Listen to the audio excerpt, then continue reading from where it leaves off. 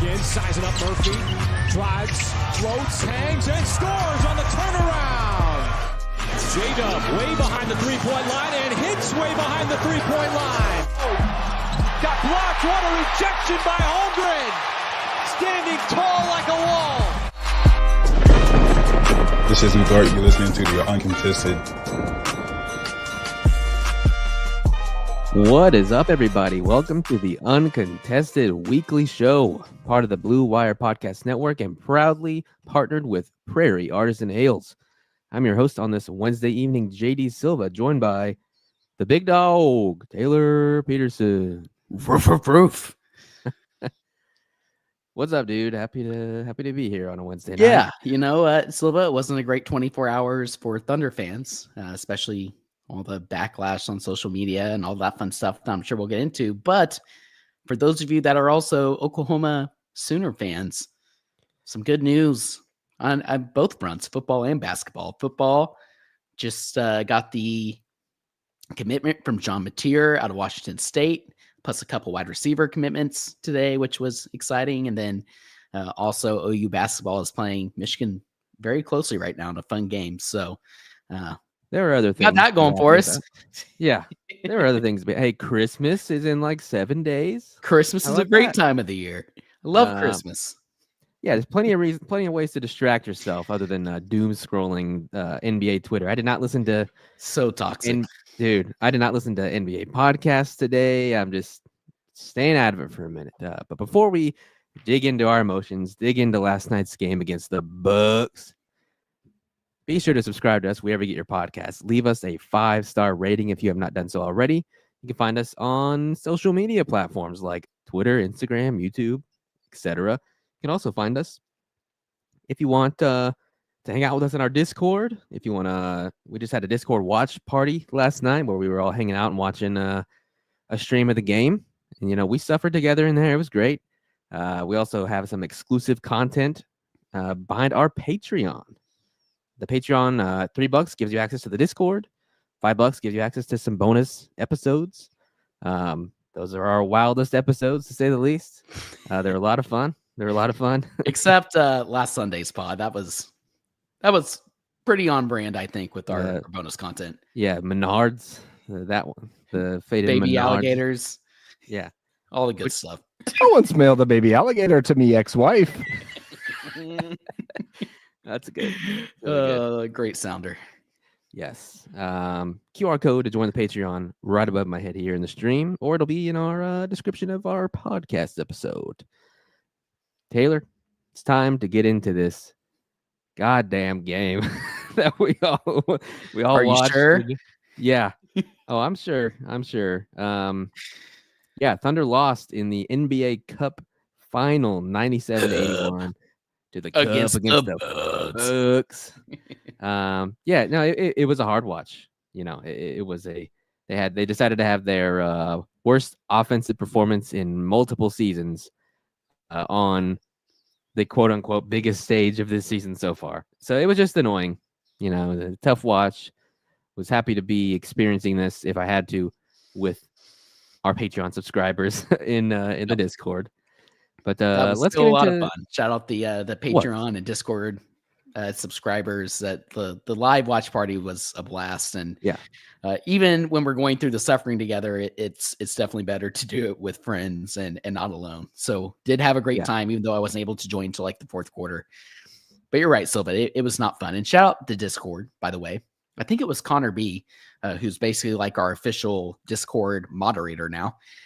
Shout out Connor. I'm pretty sure he looked this stat up. He said the last time the Thunder shot this poorly from three, and for reference, I guess we'll just go ahead and get into it. Thunder shot 5 of 32 from three, 15.6% from the 3-point line. I can't remember. Remember now if Connor said the last time they shot this poorly from three, or the last time they had this many attempts and shot so poorly. Regardless, it was like 2 years ago, and they still somehow won the game. They did not win the game last night. However, they still held the Milwaukee Bucks under 100 points. And honestly, like you said, Silva, the offense just wasn't clicking. This looked like a team, not to use an excuse, but it looked like a team who had been in Vegas for a long time, away from home, had just gone through a grind of a couple games against the Dallas Mavericks and the Houston Rockets, and they just didn't really show up ready to play. It really is that simple. Unfortunately, like you're watching this train wreck happen and unfold in front of you, and you kind of know that there is an easy answer to what is happening. The Thunder just couldn't hit the broadside of a barn, like the entire, and it sucks because you see it. You're like, if they could just, they were like they had made 1-3 at halftime, and they were down 1 point. So it's like, okay, if they just do literally any better than they did before, surely they'll win.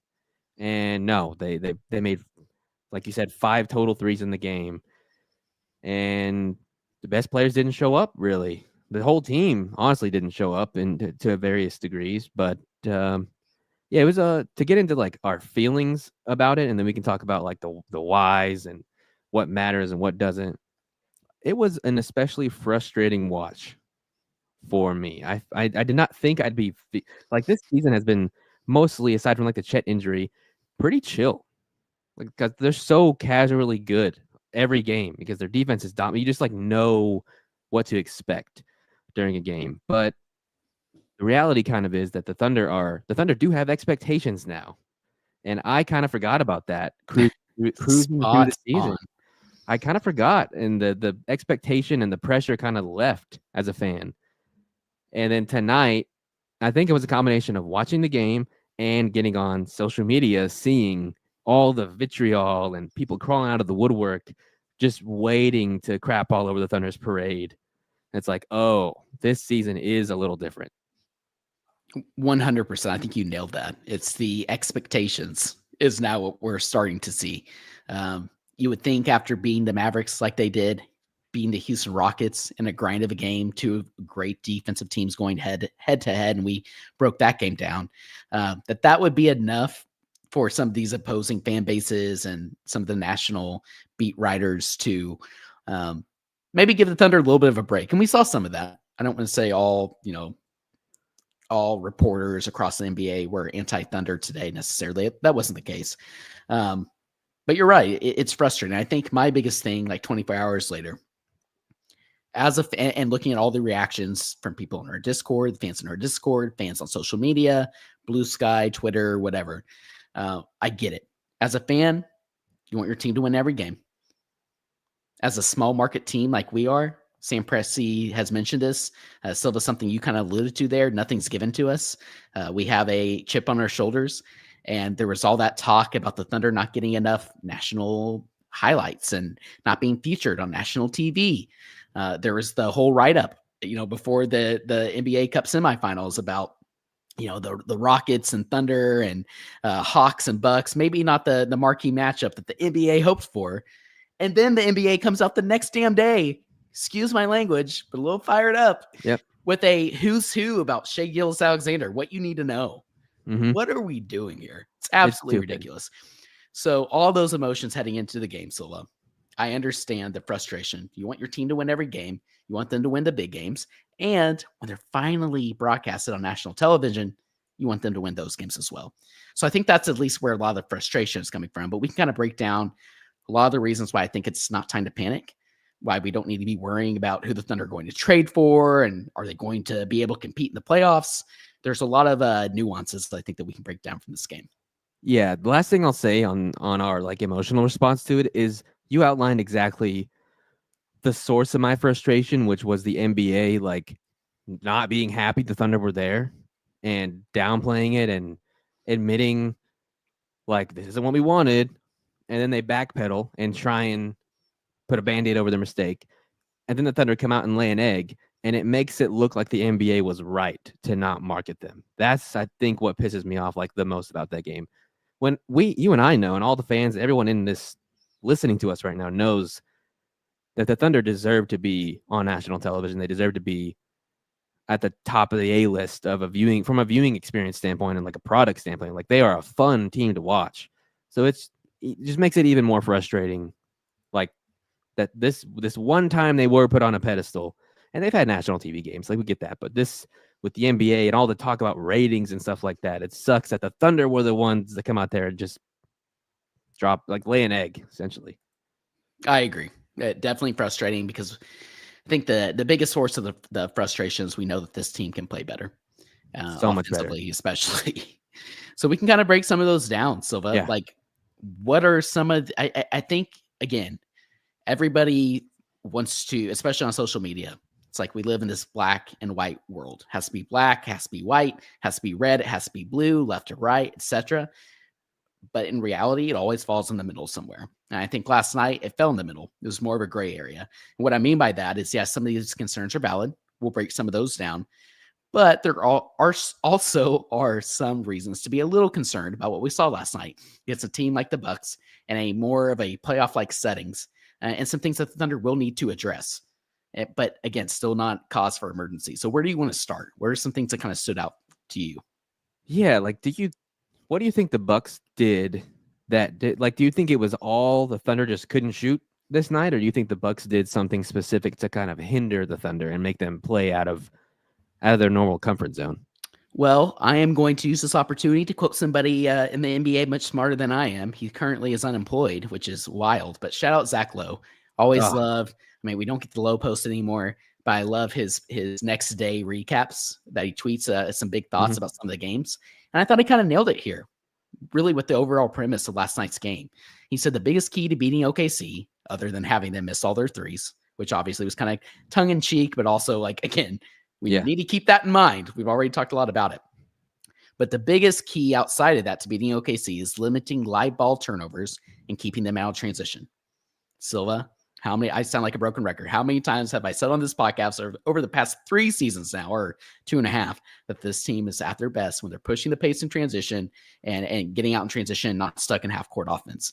He said Giannis's defense is trending way up over the last 3 weeks. I mean, Giannis was incredible on both ends of the floor, had a triple-double. And honestly, when the Thunder are missing the threes like they did, especially there in that third quarter when they started to make when they started to make a little bit of a push and keep it within double digits, I think the game really kind of stalled when the Thunder were missing wide open 3-point attempts and then fouling Giannis over and over on the other end of the floor. Yeah. But he said Doc has settled on a rotation, set of lineups, good stuff. But I think he really nailed it there. Like, obviously, again, Thunder missed all their threes, but when you limit their live ball turnovers, especially with Alex Caruso back in that second unit in that lineup, the on-ball defenders that the Thunder have, and limit them getting out in transition, plus packing the paint. That's the other thing, I think, to answer your question, is the Bucks have so much size. I think they did a really good job of shutting off the paint. So then when the Thunder aren't hitting those outside shots, like, there's really not a whole lot else you could do. Yeah. Shout out to Zach Lowe, missed the guy. He's totally right. And, every team, even the elite teams, do have weaknesses. And the Thunders are that, if you limit them into just half-court offense, the Thunder kind of have to put in their current construct, like, put all their eggs in the SGA basket, because he is like the alpha, can create a shot out of thin air guy on the team. And we've talked on this podcast last year and this year that they need more shot creation, like more playmaking. And J-Dub is he's a third-year player. Like, he's not going to do that every single night. Wasn't able to do it consistently last night. We saw in the playoffs last year, also a bit of a struggle. Like, he is awesome, but he does kind of have to. It's not there every night, and I don't expect it to be there every single night right now. There's still plenty of time for that guy to grow. But when we talk about them needing that other shot creator, we say that because their half-court offense can kind of get stuck in the mud sometimes. And we see so many good plays from, like, your Aaron Wiggins types off the bench, but those players ultimately are role players. And, like, Wiggins specifically didn't play much last night. I don't know off the top of my head how many minutes he got, but it wasn't a lot. I'll pull it up really quick. Yeah. He did not play much because he does struggle. Like, he is a role player. 6 minutes, only 6 minutes for Aaron Wiggins off the bench last night. Yeah. And Silva, it wasn't just last night, but Wiggins has had a rough, about a week and a half here. Mm-hmm.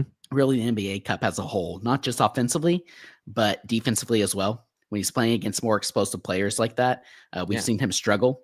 And it's almost like those defensive struggles early on here about a week and a half ago has kind of, we talked about this with Lou Dort some. When he has like an elite player to defend, he's usually on offensively as well. When he doesn't have that marquee matchup, it seems like he struggles a little more, and it's kind of like Wiggins to a lesser extent. But you're exactly right. Honestly, one of my biggest themes in general, I'm curious your thoughts, but even here over the past week with some of the big wins that the Thunder have had, Thunder bench has been awful offensively. I think I talked about this on Sunday's podcast. But last night they had, they had 15 points off the bench. 5 of those came from Casey Wallace, 5 from AJ Mitchell, only 2 from Caruso, who just really, really continues to struggle. Kenny had a 3-point shot late in the game. That was it. I mean, you're not going to win many games, even if you're shooting better from 3. And I think those two are probably related. But the bench has been awful, regardless if it's Casey Wallace or Isaiah Joe starting. Like they really need to spark off the bench. Yeah, like the Thunder, I think losing Josh Giddey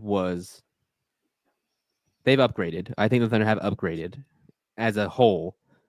But Josh did still average however many points a game, 15, 16, 17, something like that. Points, like he would get you that many points per game. And Caruso has just not been a scorer.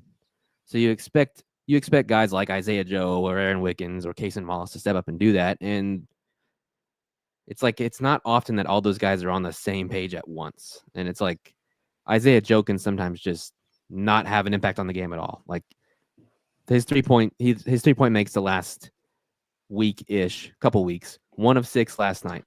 0 of 1 against Houston. 3 of 8 against the Mavericks. That's good. 0 of 2 against the Pelicans. It's just like there are just too many games where he just disappears. And that's 100%. A guy that 100%. If we were to pick off the bench scorers, like he'd be one of the first guys we picked. So there's just not – the Thunder do have a deep team. I still believe they have a deep team.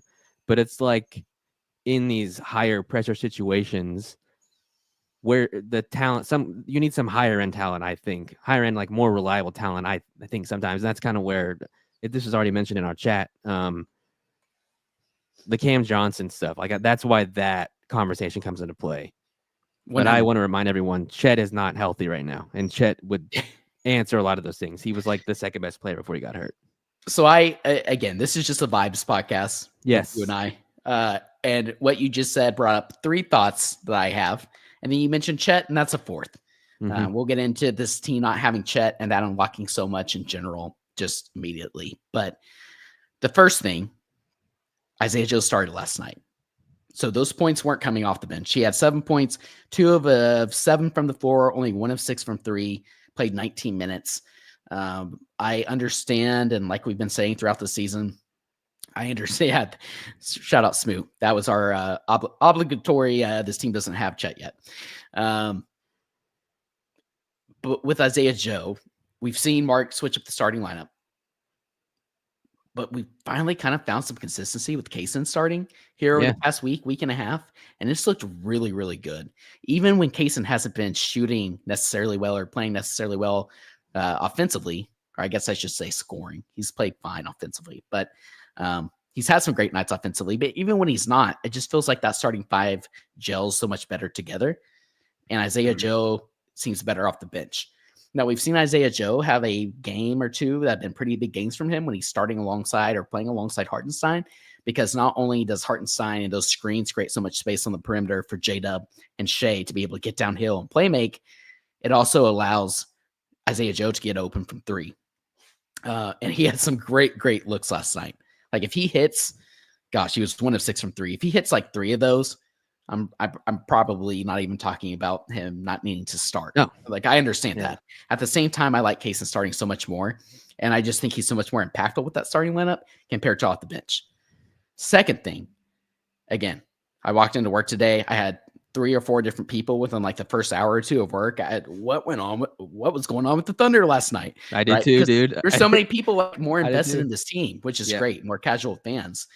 But one thing I talked about is just the inconsistency of the Thunder scoring, right? And especially the 3-point shooting. The Thunder currently rank, I had these pulled up before the podcast. They rank 19th in 3-point shooting. They rank 13th in 3-point attempts. They're getting a lot more 3-point attempts up, but they aren't necessarily making them at a high rate. And for a team that led the league in 3-point percentage last season, that's really concerning. Yeah, it is. And there's nights like we saw against Houston where like Lou Dort's on from 3, or but it just always seems like it's either a Lou Dort or it's an Isaiah Joe or it's an Aaron Wiggins or it's a Kenrich Williams like we saw a couple games ago against the Mavericks. It's never multiple players. There's no consistency, not just from the bench, but from 3. Shai is another perfect example. J-Dub from 3. The Thunder have to find some consistency from 3. And I wonder if you have to sacrifice maybe like having these versatile players who do a little bit of everything and maybe settle for like consolidating 1 or 2 of those players for a Cam Johnson type who's a 3-and-D player. But he's going to be a little more consistent from 3. That was super long-winded. That was just like a thought I've been like kind of been thinking about over the last week or so. Hey, look, I was long-winded before you were, so we're just kind of cooking tonight. But like, we've been so glowing about the Thunder's depth, and it's like, oh, any of these 7. You there, Silva? I lost Silva. Yes. Oh no. Yep, you're back. Can you hear me now? Can hear you. Okay.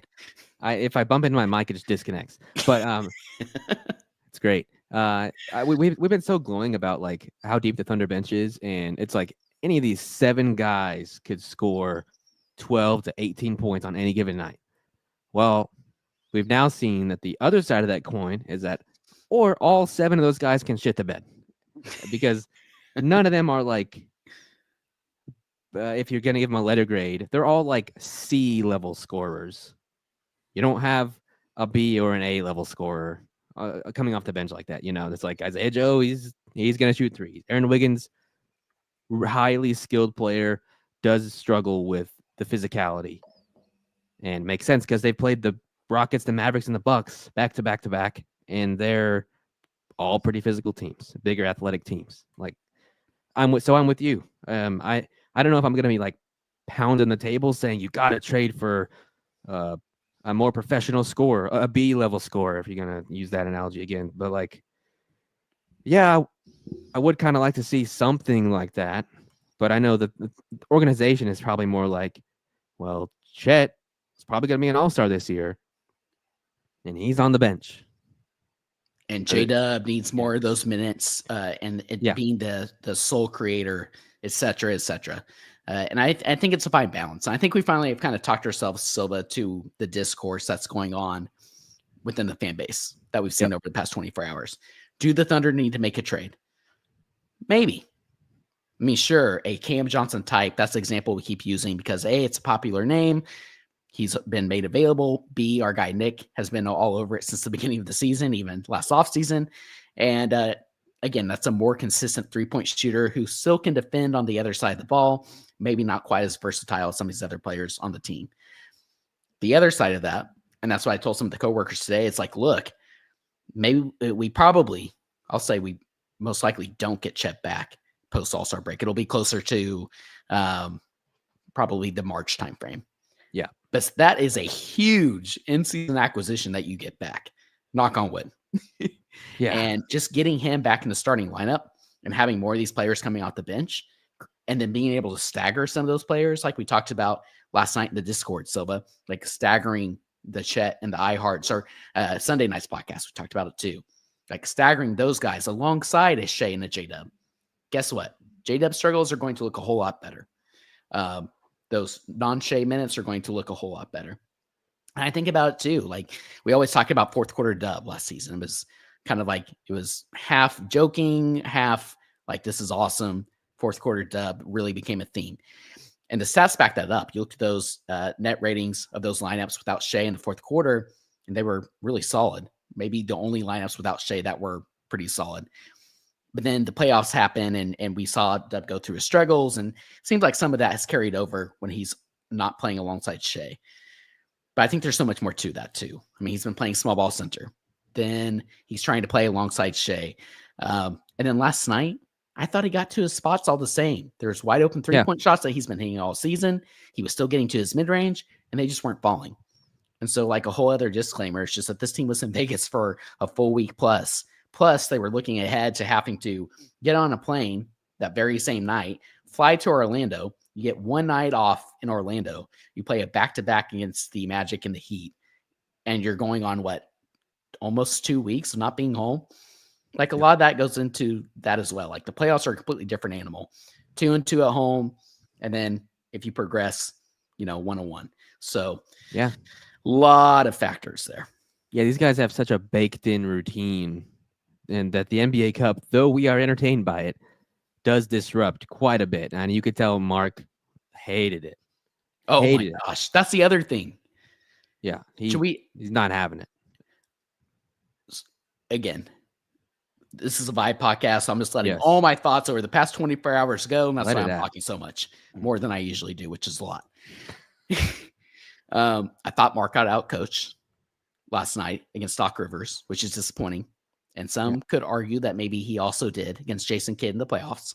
So in big situations, Mark has struggled a little bit, and that's worth noting. The other thing is, while I love Mark being this Thunder guy, this like coach built in the lab by Sam Presti, saying all the right things, going against the grain, 0-0 mentality, all the Markisms we love to use, as well as like not trying to get caught up in the NBA Cup excitement and just trying to say, this is just another opportunity for us to improve. He also had a scowl on his face like the entire week. He did not want to be there. Yeah, no. And you have to imagine that filters down to your players as well. Mark's such a great motivator in so many different ways, especially when he's fired up at the refs and defending his players. But you also got to like get him a little excited too. And I was just a little disappointed. I couldn't help but wonder if Mark's attitude towards the whole thing, like this thing doesn't even really matter. And I'm really mad at the league that we're kind of getting screwed over and have to fly to Orlando tomorrow night. Like, I think that maybe filters down to his players as well a little bit. So a little criticism for a coach that I think is incredible, but it's worth mentioning. That's a really good point about just like Mark's energy in general. Like I'm not going to say bad stuff about Mark. He's one of the top 5 coaches in the NBA. Probably he's awesome. Yeah, you might be right.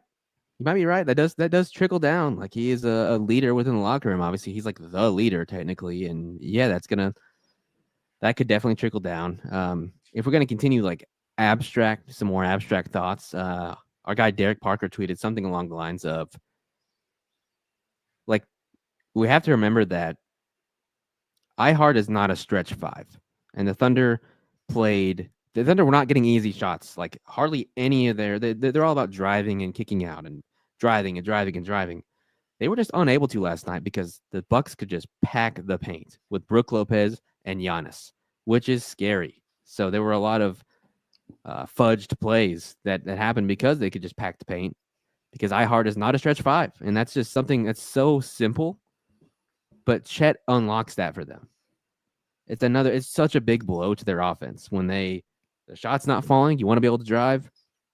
Good luck getting past the wall that is Brook and Giannis. Like, that is also something that I wasn't thinking of in the moment, because they've been so good with iHeart at the 5. But yeah, in a game like this, having a stretch 5 would have helped so much. On both ends of the floor. You were talking about the offensive side, but again, we keep saying the same thing over and over and over, but you're playing iHeart and Chet together. You're letting Chet not having to be like that sole rim protector. He can roam a little more. He can defend on the perimeter, but also can recover and block some of those additional shots that we saw Giannis getting to the rim to. The only option really is for the Thunder to foul. I think you're spot on. But I also want to dive into a little more. We've talked a lot of big picture stuff, because that's kind of been the discourse around the fan base and the NBA fandom as a whole after last night's game. But specific from last night's game, Isaiah Hartenstein maybe was the best player on the floor for OKC, unfortunately. Damn, you might be right. 16 points, 12 rebounds, 6 of 11 from the floor, 4 from the free throw line. Thought he played some solid defense, but the issue is 10 of those 16 points came in the first half. And like you said, like the Thunder were adjusting immediately to the Bucks packing the paint. So they went to iHeart and that little floater. That worked great until the Bucks adjusted. So then what do? You have to be able to space the floor, and the Thunder were just not able to do so. So many different factors going against the Thunder last night. Ultimately, they didn't play their best basketball, but iHeart was definitely a bright spot. Yeah, I totally agree. We should probably take our first break. We're at 30 minutes of just going hard. Let's take our first break of the night. We didn't even talk about Chris Vernon. Oh my God, Chris Vernon, my enemy. We'll be right back. Okay, we're back. I don't know if you actually want to talk about Chris Vernon or not, but I was shocked. Like we can start to turn the page on this game and do a quick preview of what's to come tomorrow, next 2 days. But boy, I was surprised by how many people were never say anything about the Thunder, but as soon as they get embarrassed, here they are out of the woodwork, ready to pounce. The Dan Greenberg from Boston immediately posts SGA's line because he's a big Tatum guy, obviously. Chris Vernon looked like he was drunk tweeting. And just immediately ready to call the Thunder soft, which if you're watching that game, of all the things you could call them, how could you call them soft? They play such hard defense. They've played hard defense all year. They did it last night. Yeah, it's insane. I don't get it. And it's been a bad time scrolling Twitter because it's all, now that we have this AI photo generation thing on Twitter, like built into Twitter, I'm just seeing pictures of SGA in a McDonald's uniform. Yes, everywhere I look. All the trolls were out. Oh my God. I forgot. Is a whole other theme in itself, Yeah. right? Like the Thunder are the new easy team to hate. I don't want to compare them to the Golden State Warriors, but the up and coming Golden State Warriors is kind of like that. Kind of like the Kansas City Chiefs in a way, right? Like they're the team that's not supposed to be here, to use another Pressieism. Yep. And these young and up and coming stars, the barking, the camaraderie, the way that they're doing things in a different way than the rest of the league as a small market and having success, that rubs a lot of people the wrong way. Jealousy. Like you said, a lot of jealousy. That's what it all stems from. And like you said, a lot of the troll accounts and stuff from last night, they were all Lakers fans or whatever. It's not worth giving those people engagement, which is the issue, which is why Blue Sky I've enjoyed a lot more because there's a lot less of that these days. And X has just kind of evolved into this place for trolls to thrive, and I hate it ultimately. But going back to Chris Vernon, jealousy is the key thing there. Yes. And it was even before the Thunder struggled. You know, he was on his radio show. Shout out Chris Vernon, longtime radio host for Memphis Grizzlies. Anyways, he, was all about, why aren't the Grizzlies getting the same kind of love? It's like, well, maybe your star players shouldn't pull out a gun on social media and be in strip clubs constantly and doing things over and over and having his friends pointing green, red dots, whatever, at opposing players when they go onto their buses. I just I don't know. I have so many different thoughts. Like the Grizzlies were supposed to be the Thunder is the thing. They were 100. They were supposed to be this team, and then Ja ruined it. Like it's kind of that simple. And now they're trying to get back, but it's like, is the juice still there? I don't know. We'll see. But I know that I do pray on their downfall now, and they are on absolutely. They are on my shit list. But like you said, it's very interesting that Chris Vernon comes out talking about the Thunder having the lowest scoring game in the league this season, and their defense, this, that, and the other. The only game they lose, and says nothing when they beat the Mavericks like they did, and beat the Houston Rockets, the second best defensive team in the league, like they did. Pretty opportune timing from Chris Vernon. But you know what, Silva? If I was a 40-plus-year-old man and still had a baby face and hadn't hit puberty yet at 40, I'd probably be pretty upset and angry too. So, yes. Shout out Chris Vernon. I do hope, kind of transitioning to these next games, I hope this pissed the Thunder off. I hope that they take this embarrassment that they may feel, this anger, the frustration they may feel, and I hope they take it out on these next 2 games, which are against the Magic tomorrow, if I understand it. Is it Magic and then Miami back to back? Back to back. Yeah. What the dog doing? Rumble heard something. Yeah. I hope they take out frustration. Now they're probably going to be dead tired because they're going from Vegas, 1 day off, Florida. But I hope they channel this, and not that we've lost faith, but we all kind of need a palate cleanser after what the hell we just saw. And the Magic are vulnerable right now, to say the least. I think a palate cleanser is fair. At the same time, I think we also need to just not focus so much on one game and remember that the Thunder just completely dominated the Dallas Mavericks. Without PJ Washington, sure, they still win that game. I'm convinced. They ended up dominating the Houston Rockets in a grind of a game, two of the top teams in the West. Like, let's not get so caught up in one game. Like a lot of people in the chat are saying, technically doesn't mean anything. The issue is it just was on the big stage. But the other issue, so it was like we talked about, if the NBA wants this NBA Cup to be successful, they have to help these other teams out.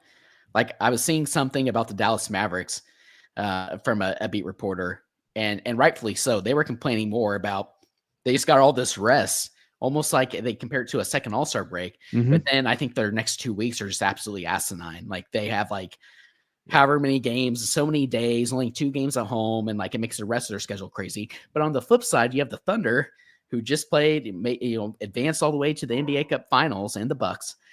And now they're having to fly that night to another city in a third time zone in however many days, and then have a back-to-back to finish the week. And by the time that's over, they won't even have been home in like, I think it's 12 days or something like that, almost 2 weeks.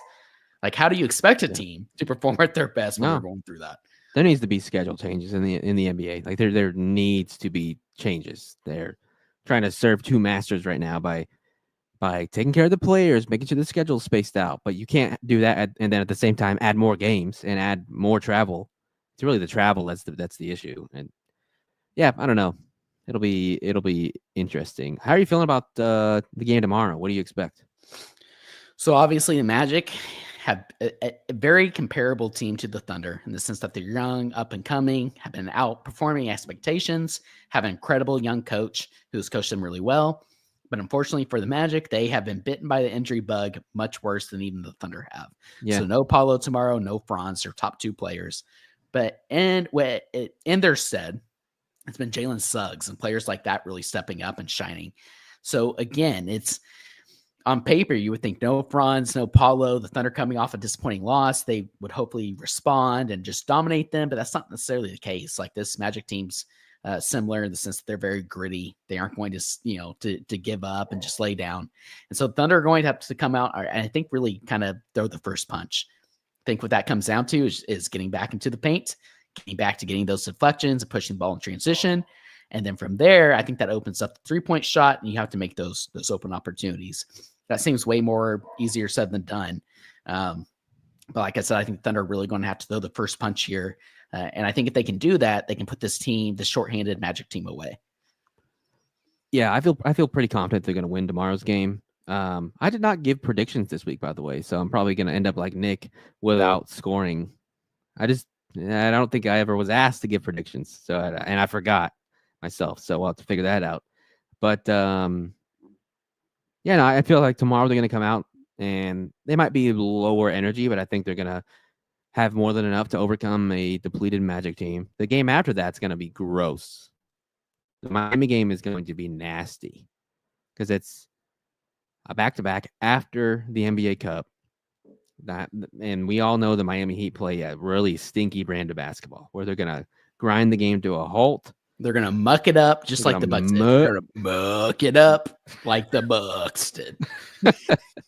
Yeah, and that's going to be gross. Jimmy's going to shoot 30 free throws, and it's going to be a 4-hour-long game. And we've seen that with previous Heat, Thunder. Sorry, my dog's still going crazy. Previous Thunder Heat matchups. But that being said, this is a team in a weird limbo. There's all these Jimmy Butler trade rumors. He's dyeing his hair different colors based off the rumors of the day. It's insane, you have his agent out there tweeting things like trying to go against Shams. And so it's not the most cohesive team right now. And they certainly lack a lot of depth. So that's one thing working in the Thunder's favor. Also, this Thunder team is so like untraditional that I could just see them like losing again against Orlando. It seems like all hell's breaking loose. Thunder fans are losing their mind and they just easily take care of business against the Heat when probably it should be the alternative, right? Beat Orlando and then second night of a back-to-back, you lose to the Heat. That makes more sense. I can see it being the opposite just because that seems to be how this Thunder team works.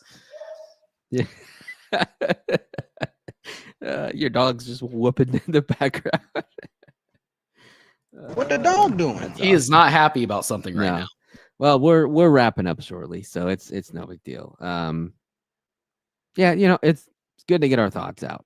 on this evening. There hasn't been many, if any, nights like this, or nights like last night, I should say, where we're like down on our luck. We just watched a shit game. There have been many disappointing nights as a Thunder fan this season. Last night was one of them. I expect this team will turn the page.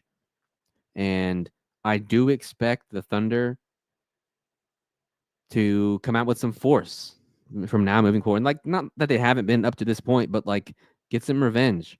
Circle the game against the Bucks whenever you play them next. I haven't looked at the schedule to see when that is. I personally hope they're circling the game on December 29th against the Memphis Grizzlies. Yep. Damn it. Wipe the floor with those bastards. Agreed. I need that. It's during the holidays. I'm hoping I'm going to be there. Hopefully we can get a couple of us there. It'd be a ton of fun. I hope Thunder fans show out for that. But also, Silva, I believe I saw last night somebody tweet out, again, off the top of my head, don't have this exact, but I believe they played the Bucks in February and again in March. And I think both of those are nationally televised. Also, shout out to our longtime friends over at the Eurostep podcast. We both equally dropped the ball on, no pun intended, on our respective ends about trying to do like a little preview game for the NBA Cup final. But I was texting, messaging with our good friend Ty over there today. And I think we're going to try and do some previews and some fun stuff for those two games in the spring. So that'd be sick. Hopefully Chet is back for the second one. That would be awesome. All right, let's wrap this bad boy up. Let's put a bow on it. Taylor, great time talking with you. Everybody in the chat, thanks for hanging out. Thanks for, let your feelings out. Let them out. Thanks for listening to us afterwards, as always. We will be back tomorrow for a post game. I don't know who has it, but one of us does. Friday's up in the air. It's the holidays. We're all very busy at the moment. But regardless, thank you guys so much for your support, whether it's here listening to us on Spotify or something like that, listening to us on our Patreon. It's all much, much, much appreciated. Until next time, though, thunder up and adios. Vegas.